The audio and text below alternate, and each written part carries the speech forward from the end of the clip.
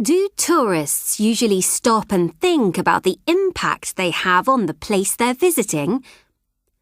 The tourist offices in cities which are popular with tourists think about how tourism affects their cities. They consider the advantages and disadvantages. They try to help local people cope with lots of visitors in the streets of their city. A good example is Amsterdam in the Netherlands. 20 years ago, the city's tourism office was spending a lot of money advertising the city, but they don't do this anymore. The city has about 18 million visitors a year, and that is more than enough for a community of 1.5 million local people. In future, people should think more about the environment and local people when they are travelling. For example, they should use public transport if they can, and try not to travel when the roads and trains are very busy with local people travelling to work. There is plenty of space for everyone if we are considerate of each other.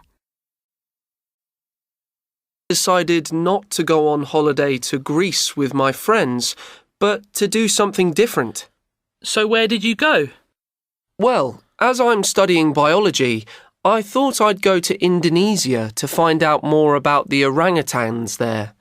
So I booked a holiday with an ecotourism company and went to Borneo. What was it like? A bit of a disaster, although I did love the rainforests.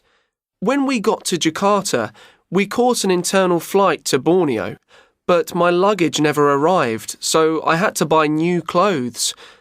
The next morning, we took a boat up the river to the orangutan centre, and while I was leaning out of the boat to take photos, I dropped my camera. Oh no! Did you manage to get it back? No way. The river's really deep, so I just had to leave it, but I was very annoyed. But at least I had my phone. It took 2 days to get to the centre, so while we were sitting on the boat, the guide told us all about the orangutans and what the conservationists are doing there. It sounded really exciting.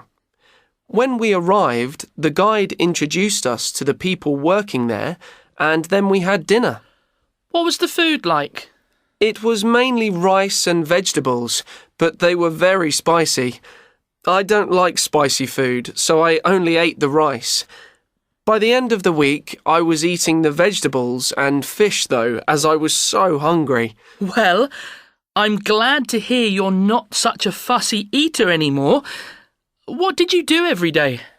We got up at about 6 every morning, as that's when the sun rises, had breakfast, and then trekked into the forest to learn about the orangutans from the people who were looking after them. Did you feed them? No, they're wild animals, not pets. Oh, they're wild animals, not pets. We just observed them, made notes, and took photos. We also learnt about other animals, birds and insects in the rainforests. Unfortunately, at the end of the first week, a spider bit me while I was sleeping and my arm swelled up. So what happened? I had to go to hospital, but as the nearest hospital was 200 kilometres away, I had to go by helicopter. I stayed there for a week all alone and then went back to the centre. But as soon as I got back, I was ill. One of the tourists was making the dinner that night, and he wasn't a good cook. He didn't clean the fish properly, and everybody was sick. I'm staying at home this summer.